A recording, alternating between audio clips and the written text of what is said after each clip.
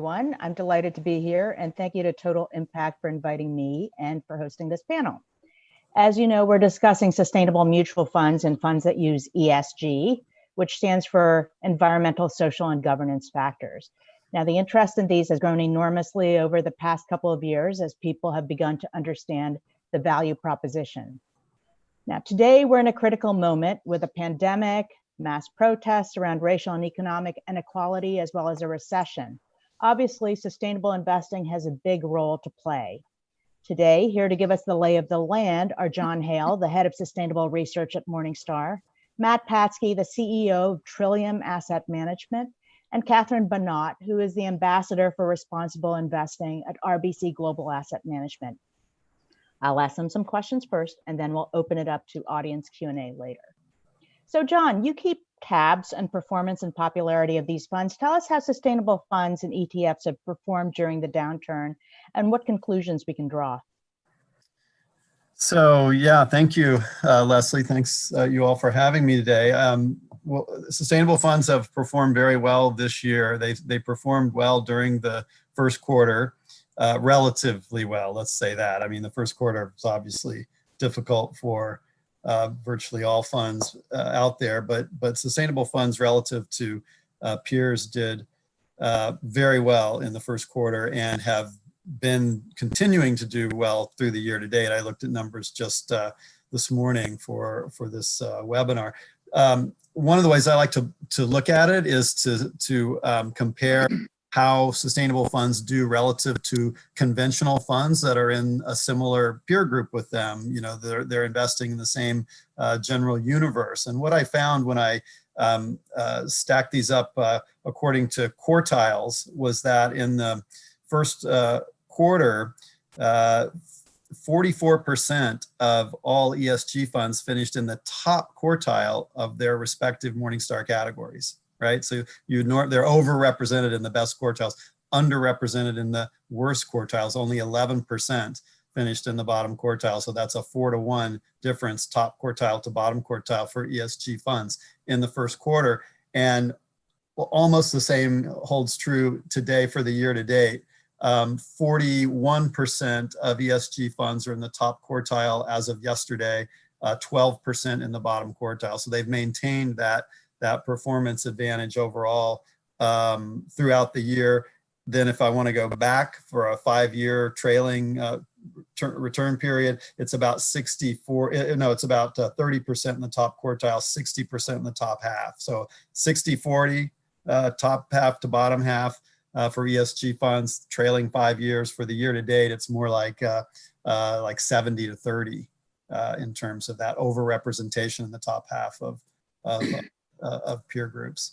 You know, I think that the conventional wisdom sort of prior to the pandemic, at least, was that the performance story was sector-based. So like anytime you want to explain sustainable funds performance, you hear, well, they're typically underweight energy, and because, you know, technology and internet companies seem to have sort of fewer environmental issues, that sustainable funds are overweight technology. So, you know, in just about any type of market, look at how those two sectors are doing, and you'll be able to characterize sustainable funds performance. A bit of an oversimplification, I think. There's maybe a little bit of truth to that.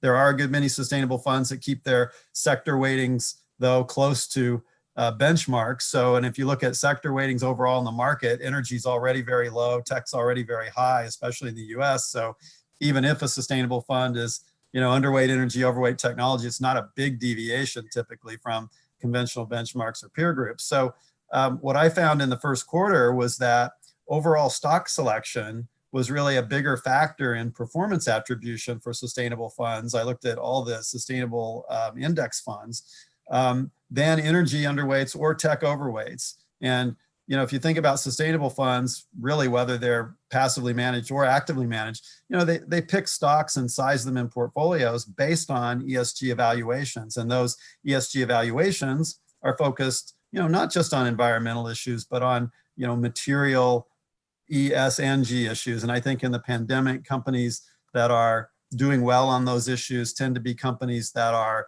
doing doing better by their stakeholders, their workers, their customers, their communities that they do business in, which has helped them to be more resilient.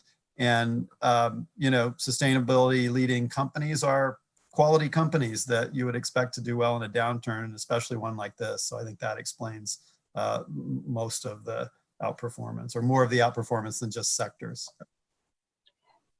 Thank you, John. So Matt, what kinds of clients are coming in these days? Are you seeing more and more people interested in sustainable investing and in your funds?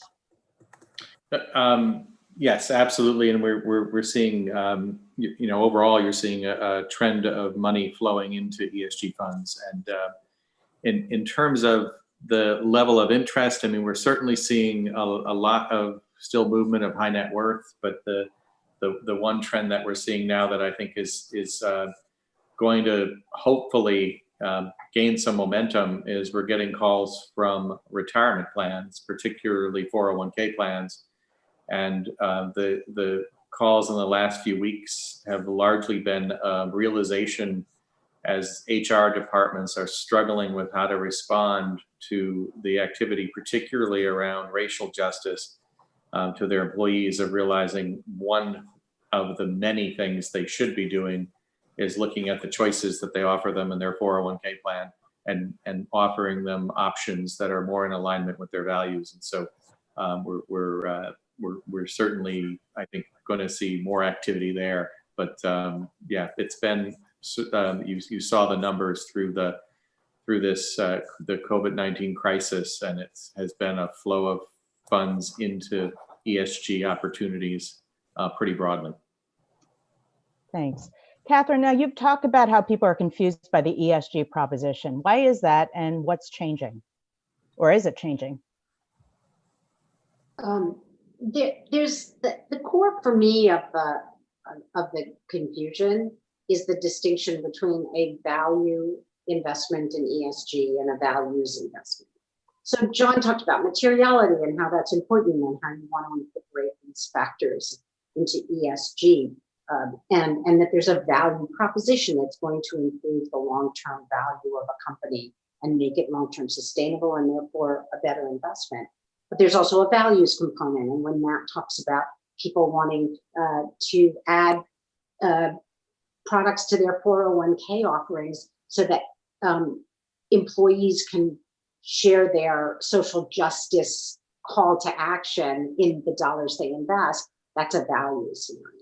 So if you take environmental, for example, some people may invest in renewable energy because they think there's a big economic trend, and some people, and that would be the value conversation. And some people may invest in renewable energy because they care about climate change and don't want to contribute to CO2 emissions. And that's a values decision. It's not that they don't overlap in some ways, but they're often very separate decisions. And there gets to be confusion about why am I coming to the conversation? And that's often the place you need to start. Okay. You know, one of the things that you said that was extremely interesting to me, Matt, is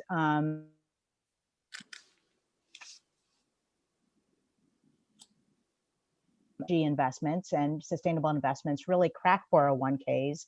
Are we going to see, you know, an ESG option in every 401k in the land this year? We are. There is momentum in that direction, right? I certainly hope that we're going to see increasing choices of ESG funds, but the options are, the options I think are going to be a combination of both active and passive, and I think we're going to see hopefully increasingly more robust options with those passive options that are being built. I look at the flaw I see in some of the passive options now is that many of them are not adding additional active ownership components of trying to work on corporate engagement and shareholder advocacy to try to change corporate behavior. But I think the opportunity is there this year for there to be significant pickup in options being offered or added to 401k plans. And so, yeah, I think there's a definite significant trend ongoing. Okay. If I can just underscore something that said, the whole issue of active versus passive in this engagement, a passive investor has to own its stocks regardless. An active investor that is engaging with management can say, well, you said you were going to do X in 3 years. It's now 3 years and you didn't, so I'm not going to be an owner of your stock anymore. A passive investor can encourage good behavior in some ways, or change, but cannot sort of pull back from investing if that doesn't happen, and an active investor can. So that engagement piece is very much a differentiator in the active versus passive conversation.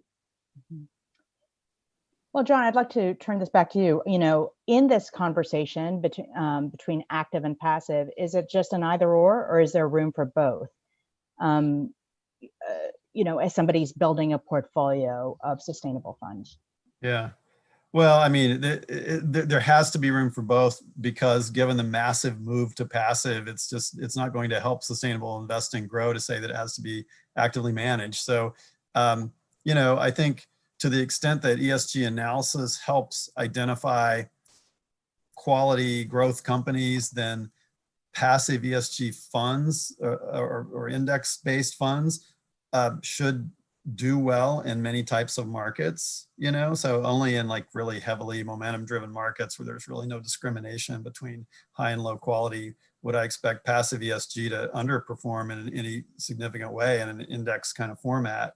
And you know, beyond that, a lot of ESG passive funds are kept close to a conventional benchmark in terms of their sector weighting. So as Catherine said, I mean, I think it's very important that passive ESG funds not be passive when it comes to shareholder engagement and proxy voting and other activities that support sustainability.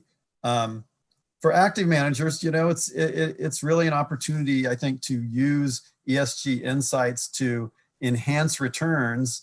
But you know, some active managers are going to be better at it than others. It's not a magic bullet for returns, but it's certainly an interesting way to seek alpha for an active manager. So clearly there's room for both. And, you know, if you look at ESG data that's out there, really, you know, originally that data was really collected so that active managers would have a way to evaluate companies on some basis other than just the financials. You know, as it's become more robust, and it seems like it's used more and more, obviously, for or it's able to be used more and more for passive funds. So yeah, I think there's got to be both, but active has to be the rule on the shareholder or the active ownership side of things, I think, is the key. Okay. Matt, Trillium is one of the oldest firms doing active management in this space. What is the best way to achieve alpha in ESG investing? How do you guys do it? So, you know, our belief is that there's value in environmental, social, and governance in terms of enhanced opportunity for alpha generation. That ultimately, right, the companies with stronger environmental, social profiles and better governance will deliver stronger performance to shareholders over time, and are indicative of better quality of management. All that being said, then the question comes back to quality of environmental, social governance data and the data sets. And here's where I think having history is really helpful, because one of the you know, observations from looking at all of the different data providers that are available is they often disagree. And that is because there isn't a lot of standardization of the data yet. We're obviously all pushing for there to be more standardization and the way in which this data is reported. But we find it helpful to look at where all of the different data providers are providing guidance on where they think the environmental, social, and governance scores are. But we actually integrate it into our own valuation system. And I could go through examples, but we often find that an incident or a specific variable ends up being overweighted in a rating. And so we suddenly have something that's rated the lowest in its particular industry.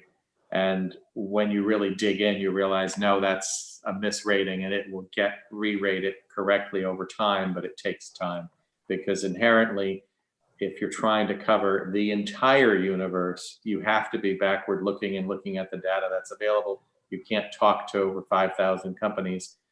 We can talk to 100 companies in a portfolio we built of 100 companies. And so as an active manager, I think we have a distinct advantage of having a better feel for the true ESG profile of any company we're invested in. Mm-hmm. So do you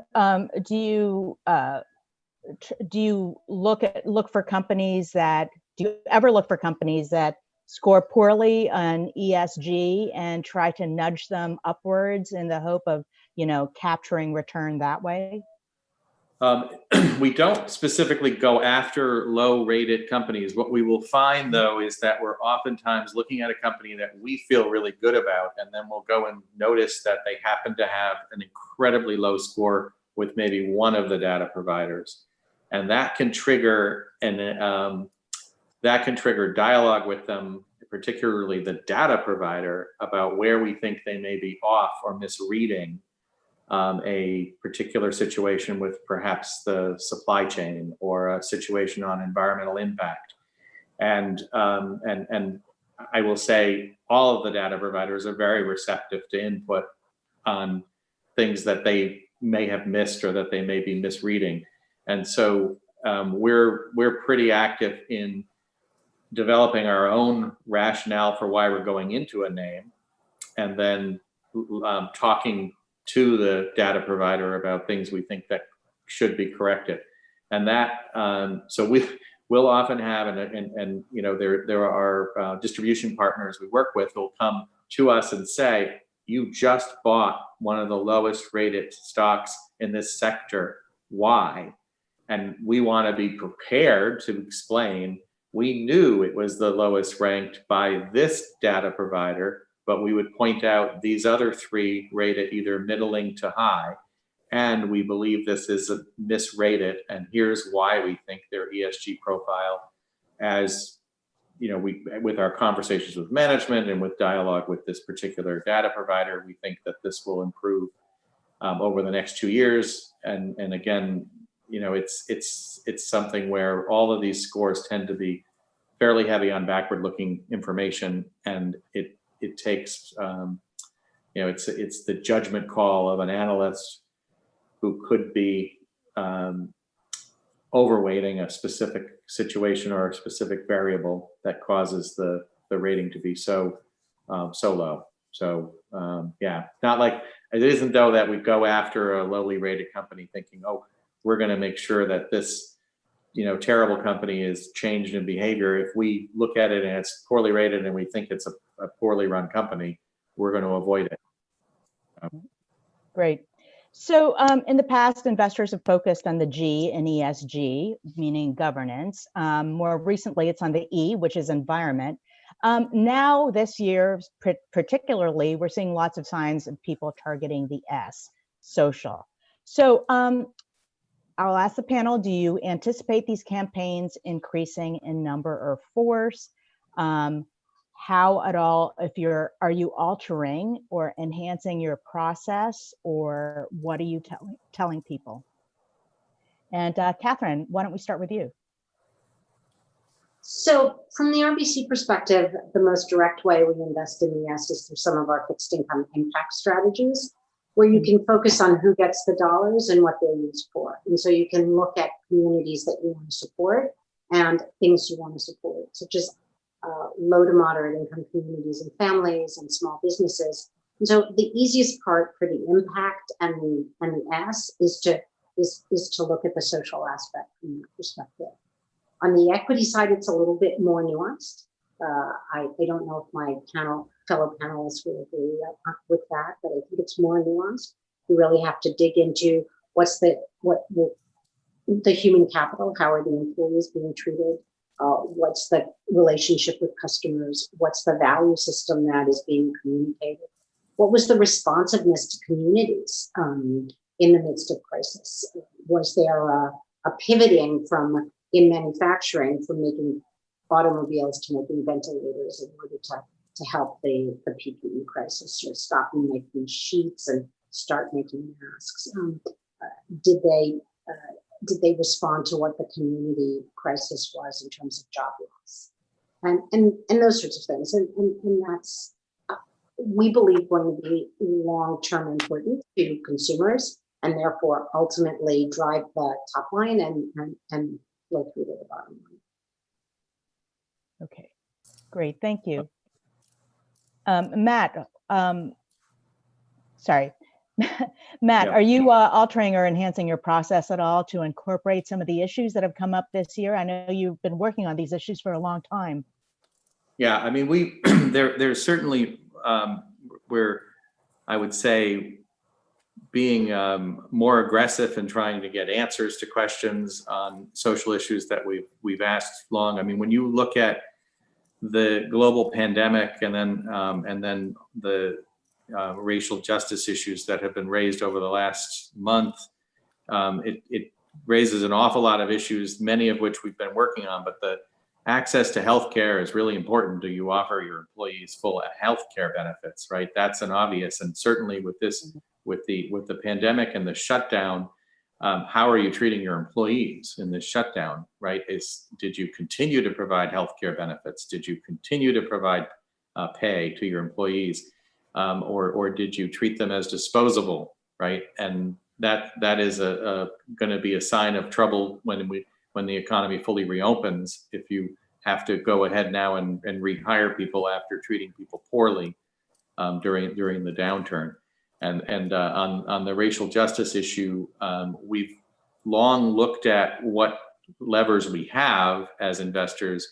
The most obvious is we with access to an EEO-1 form, we have the data we need to be able to assess whether or not you're making progress with diversity and inclusion over time, and how you're handling equal pay for equal work, and whether or not you're promoting people based on race and gender, along race and gender lines, and a timeline can be built. But sadly, only 4% of companies right now are releasing the EEO-1. So we continue to work on a policy side to try to make that a requirement by hopefully at some point convincing the SEC that it's material. It's both material for risk mitigation, it's material for attraction and retention of employees, right? And there's obvious there's obvious reasons why investors should be looking at that information on a regular basis when making an investment in companies. Mm-hmm. Okay, thank you. John, how do people invest if they want to focus on the S? And does that mean that E and G fall by the wayside this year?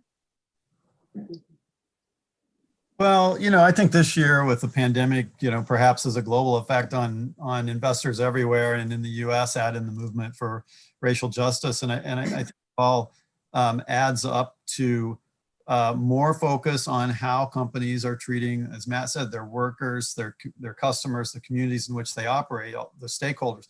People are watching this right now as no matter which stakeholder group they're in. If they're investors, they're expecting more out of their asset managers, more focus on these things. And it's like, again, to the values distinction, they kind of come together here. It appears that companies that do this better are more resilient and should also do better in a recovery, as they've enhanced rather than squandered their reputation and trust. And I just think I think there's more demand for the S, but what that means to me is that I think these twin crises highlight the need for a more purposeful capitalism. How do you better as investors understand which companies are moving in this direction? Well, ESG data and insights help investors do that.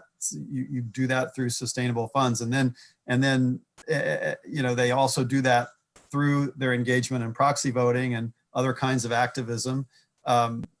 in that way, sustainable investors can be an important impetus for companies to move towards sustainability, and they can serve as an ally to those who are clearly doing so. Think of what happens when a company sees that a significant and growing proportion of its investor base wants it to move away from a sort of sole focus on shareholders. They start to change, and it makes it easy for them to change. So I think that's like even bigger picture, what's may come out of this, and that sustainable investing is an important sort of support mechanism for this move to a more purposeful, stakeholder-oriented, long-term, sustainable capitalism. Okay, great. I'm going to ask one more question, and then we have a list of interesting questions from the audience. So we'll move to those. The question I would like to ask is, what would be your biggest piece of advice right now to a financial advisor who wants to wade into sustainable investing? What is the one single thing you would tell them? Matt, what would you say? I would say to be careful with the products being chosen, and ignore labels and dig deep and look at what is actually in the strategies and product, and make sure it is aligned with your clients' interests and values. And one of the other pieces of advice I would give them is, your clients often value system, because you're handling gifting at year end with appreciated securities. And so having that conversation, if you haven't, is something you should do with all of your clients, and then lining with their values is doable, but watch to make sure it's truly aligned, or you may lose them. Thank you. Catherine. I just think this is an extraordinary moment to really get to know your clients. And this dialogue around these kinds of issues is going to build long-term sustainable relationships with those clients. They care. Many of them care. And if they didn't care before, they probably are at least more conscious of what's going on. And many of them want to know how to act to do something. When Matt was talking about 401ks and companies really wanting to add that because they want social justice solutions, I suddenly thought, wow, all of us on this panel, and you too, Leslie, we've all been talking about these issues for many, many years. And it's so sad that this is the moment, and this is what's finally gotten people's attention. But if something's going, there are many good things that come from this. This is one of them, which is, here's an opportunity to really know what your clients want. And we're certainly seeing it with our clients, what they want. We're talking more openly. We know our colleagues better because we're in their living rooms. This is a moment for connection, and conversations around this should be at the top of the list. Thank you. What do you think, John? Well, I mean, I talked about purpose and more purposeful capitalism before, the idea that a company ought to pursue purpose and profit. And I think, for advisors, I would say, I think it's going to be hard for you to sort of get into sustainable investing and make it a key part of practice if you're seeing it solely as a business opportunity. But I think pursue it because you love the idea itself, because it injects purpose into your practice. That's what I hear from advisors who have done this and made a transition. I've never heard a single advisor who really does ESG in any kind of significant way say, personally, I think this is complete BS, but it's a great business opportunity for me.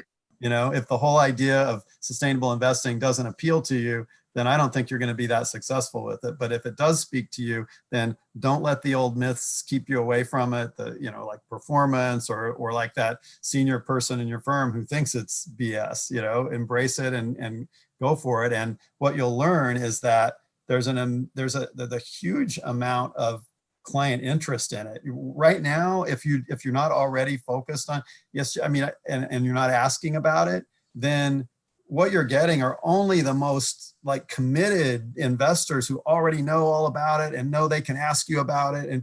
But there's all these other people out there that if you bring it up and explain and say, here's what you can do with your investments, they're going to say, they in survey after survey, they all say they would be interested in hearing about that. But when they don't hear it from an advisor, they don't come to the advisor to necessarily to question them and to try to figure out, here's what I want you to do. Most of them are more passive than that. And so I just think you start scratching the surface, you'll find a lot of interest. But I think the first step has to be your own interest in, like, yes, this is what I want my practice to be about. That's great. Thank you. All right, so I'm going to take our first question and actually smush it together with another question I had prepared. So this from an audience member: does passive investing really have much in the way of impact?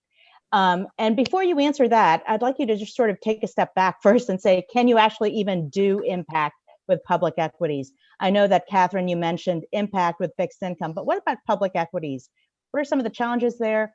And, can you actually achieve impact with a passive fund? Catherine, I'll start with you and go to Matt.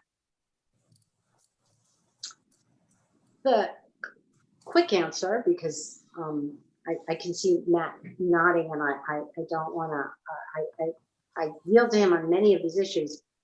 I think certainly in the environmental part, the E part, it's much easier to be passive and invest in the E. I think the S and the G are more nuanced, and I think that's much more complicated. Just as a broad perspective, in equities, again, I think much easier in fixed income, but harder in equities. And part of it, we talked about diversity and inclusion. It's hard to get that information. Companies really don't report it. So something as straightforward as that, which are numbers, it's hard to get to. So those, in our experience, are harder to have impact in. Where you can have impact is in the kinds of things you're engaging around in equities, and driving through active ownership and active conversations with management. You can have an impact on many factors, but in terms of just a portfolio, it's harder. Okay. Yeah.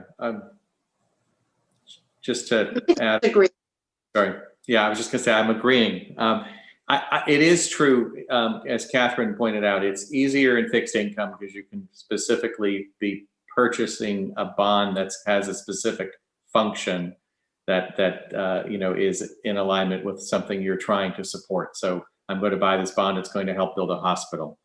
That is easier to accomplish. When you look at the equity side, I mean, there is the ability to have impact in every asset class. It's just different in different asset classes, and in equities, I would agree that environmental data tends to be, because there's more standardization of a lot of environmental data, it would be easier to be able to say, I can look at some of the factors in a passive portfolio and be able to say that I'm getting a better outcome with a lower carbon footprint with this portfolio versus this portfolio. But when you talk about truly moving company behavior and changing behavior, it requires active ownership where you are in dialogue with that company, talking about the changes you'd like to see. And it is helpful to use the stick of a shareholder proposal and have them know that you have that willingness to do that in order to get them to move in that direction. And we could show many examples of that, but it's incredibly powerful if they see you as somebody who's done it before, built a coalition, and has gotten majority votes or near majority votes on issue areas where they start to say, geez, we want to really look at this seriously. And it's the last year in sorry if you heard that buzzing, I apologize, but last year we had over 300 engagement with companies. About 4 dozen of them ended up with shareholder proposals, and of the 4 dozen with shareholder proposals, over half were withdrawn successfully, because by the time you get to a shareholder proposal, it's something that the company's senior management is aware of, it's something the board is aware of, and as they're preparing their response to say why they oppose it, they now in over half the cases come back and say, you know, we looked at this and it's actually not a bad idea. So that's the kind of thing I think you can do in the public markets where you can actually get movement. And it's increasingly gotten to the point where companies are more responsive to that outreach. But as Matt mentions, you know, you can mention the carbon footprint of an entire portfolio. And so at a nuanced level, in essence, every investment has an impact, sometimes positive and sometimes negative. In some places, it's just harder to measure that, report on it, and manage it, because when you can't measure it, it's harder. And, you know, just to put a finer point on it, I think every single investor who cares about the impact that large public companies have on the world should be a sustainable investor in public equities. I just think there's no good reason to say that, oh, I'm going to have my impact over here in the 5% of my portfolio that I'm going to put in some kind of high impact investment, or my fixed. I mean, I agree that fixed income is impactful as well in its own way, because you can focus on use of proceeds, and that there's just no reason for it on the public equity side not to do it. You know, because you're adding the dollars you do have, whether it's a little bit or a lot, to the voices of sustainable investors as they talk to companies, as Matt said, and engage with them. This year so far, we've still got a few weeks to go on the in proxy season, but we've got a record number of shareholder resolutions getting more than 50% shareholder support this year on ESG resolutions. That's incredible. I mean, it used to be that if you got 10% support, that was considered, you know, a victory. That was considered, well, we got it on their agenda, they're going to think about it now. We've got 50% plus votes now, you know, time after time. And so that's why you should be, you know, a sustainable investor in public companies. And if it's a passive fund, you got to check out what its engagement and proxy voting policies are. I feel like if I had an ESG flag, I'd be waving it. Sounds great. Okay. Two questions that both have to do with data. The first question is, how much weight do analysts give to ESG data that is self-prepared versus assembled by a third party? That's the first question. And then the second question is, who would you say is providing the most reliable and accurate metrics for ESG data on an international level? So Matt, I will throw that to you first, and then everyone else can pitch in. Yeah, it's a little unfair to ask your, but let me attempt. So I mean, on the naming names, but so let me just say, on the internal versus external, right? It depends on your audience. And in an internal, in a shop like Trillium, obviously we've been doing this assessment of environmental, social, and governance for 38 years, and we're very dependent on the internal process we go through to develop a score.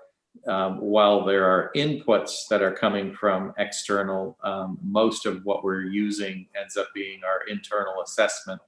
And that has obviously worked for us. So we weighted heavily. I would say it is the question of if somebody were looking at our score versus other scores from larger shops that's their business to provide ESG scores. I can't really assess whether they would say, oh, yours is better or worse. I would hope they'd think that our process was more more customized to the names we hold, and that they would, I would think they would find that our scores on the companies we hold are more accurate. Of course, the data providers are trying to provide data for the entire universe.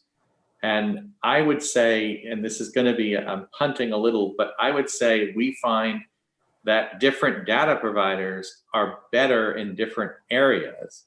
And so that we're finding that we're going to use the data from an S&P for certain data that we think they're better at aggregating, and Sustainalytics on other, and MSCI on other data. and then, you know, using ISS for some other pieces of information that we think they've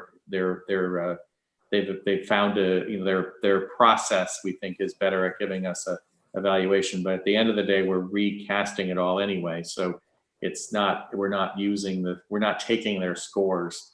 We're taking a lot of raw data and using it in our assessment. Mm-hmm. We at RBC would agree with that. The data sources are one of many inputs, and then it's really a roll up your sleeves and get deep into it. We talked about diversity and inclusion statistics. You can't pull them off of a website or off of an information source. It's mostly in the conversation with management that you're going to extract that information, just as one very small example. And so it's not in the 10K, and that makes it very hard to collect the data, aggregate it, and find one uniform system for it.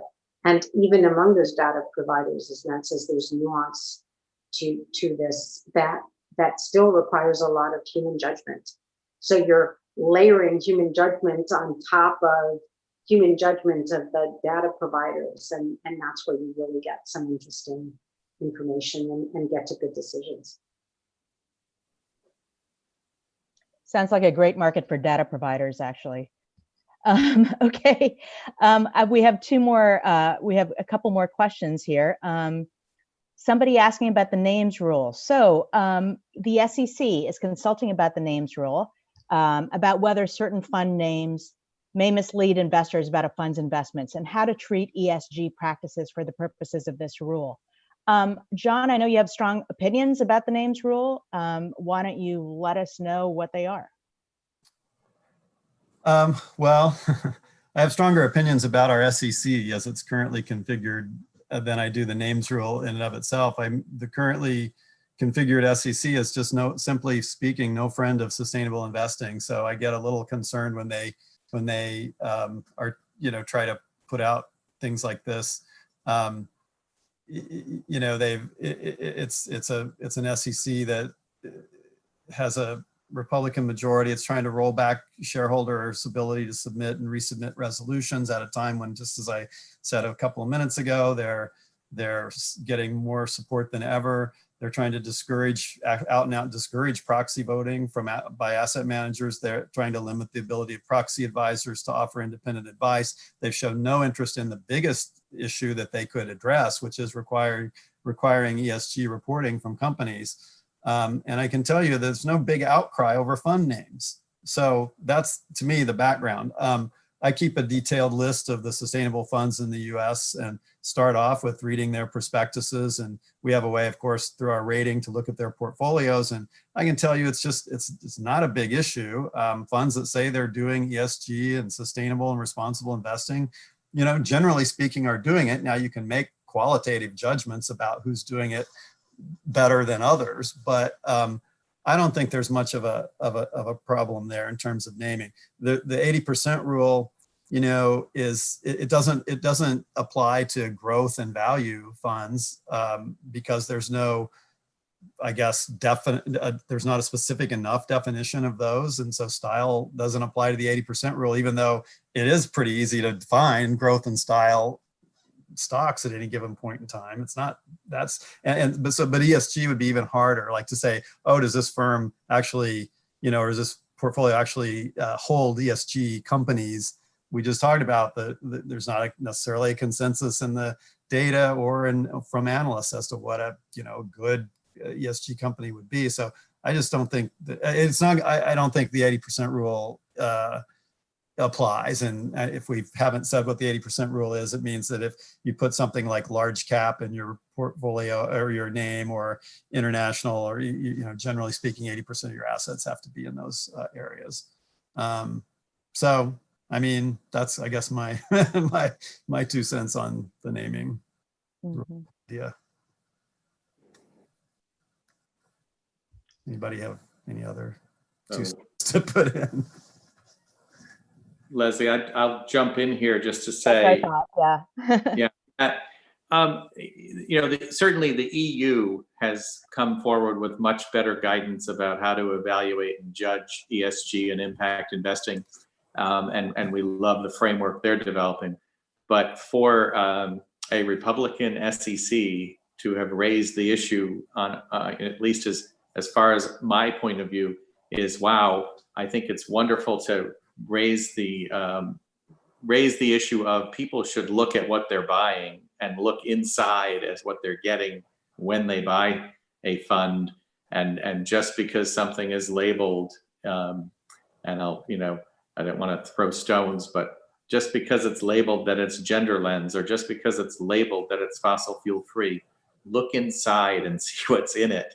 And they've largely sort of tried to run like on the fossil fuel free side. You can imagine if you label it fossil fuel free and then you hold fossil fuel stocks in it, and you lean on the 80% rule to say, well, 80% of it's fossil fuel free. That is not giving the investor what they think they're getting. And so you just have to be, right now, buyer beware. And I just find it interesting that this, ESG sweep that's going on, where they're going and asking to review the process in the ESG funds at the big firms, has led to a whole bunch of chief compliance officers reaching out to firms like us to ask, what does that mean? What are they looking for? You're like, they're looking to see if you're doing what you say you're doing. It's like, Okay. A Fair novel concept. right. That's right. But I share John's skepticism that this is the right SEC to actually pull this off in an accurate way. But it is interesting to see them looking at the issue. We have one more brief question before our final question. This is also from the audience. COVID-19 has highlighted major problems with low wage work and inadequate benefits in many sectors of the company. Should this change the focus of ESG inquiry or the data that needs to be collected? What do you think, Matt? The answer is yes, of course. But what we're trying to determine now is, what it showed is that many firms that were not providing healthcare coverage and were trying to push basically a lot of costs externally, the government had to step in, right? Because otherwise things were going to collapse. We had too many workers who were not covered. And so now we're covering them for COVID. And so now we have coverage for, every one of the employees of Uber. But that wasn't built into the cost structure of Uber. And as you sort of look at it from a holistic sort of point of view, it has to be at some point, right? It raises a lot of issues around the way in which we've allowed companies to push these costs externally to the society and government. And so, we are, always asking the questions of what types of benefits do you provide, and particularly if you have a lot of entry-level employees. So you'd much rather look at the model that Costco's developed than retailers who are trying to simply not offer benefits and make sure no employee gets over 30 hours, because over 30 hours they provide healthcare benefits. So they're all part-time. That's kind of some of the stuff you're looking at now and trying to make sure. But it gets back to, you want to see companies treating human capital as an asset, that they're spending money on training, keeping and retaining employees, and that they understand that this is part of how you build a sustainable company. I think also, if I may add, that we're a service economy, and in a service economy, your human capital is probably your biggest asset. Mm-hmm. And so there's an economic imperative to doing this. On the one hand, and also you need your employees to be engaged and effective. We all had to switch to working from home on a dime, and the companies and the employees that did that and were able to pivot and change the way they work, that's a skill set we're going to need as all of the derivative domino effects of COVID start to filter through the economy, whether it's a healthcare crisis and a food crisis and a housing crisis and an employment crisis, all of these things, and they're all going to require the human capital in a company to be responsive and to be able to adjust. And for that, they need to be productive and feel they're valued in the first place. And so the economic implications for a company of sort of not caring about its human capital or not supporting its human capital in whatever way that takes shape is going to have long-term economic consequences for that company. And so, yeah, it's something, you know, it's the carrot and the stick, right? The stick is, you know, you should do it. And the carrot is, but if you don't, you're not a long-term sustainable company. You're not going to be stakeholder centric, as John talks about so much.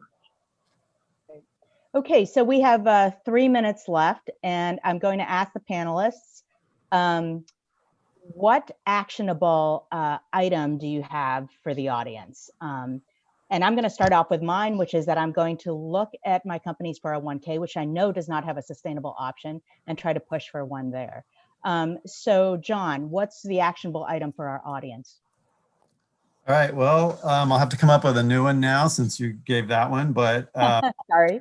I guess I would say if you're an advisor, get yourself up to speed enough on sustainable investing so that you can describe it to your clients, especially new ones. Ask every single one of them if they're interested. Once you ask, I predict they'll say yes in large numbers.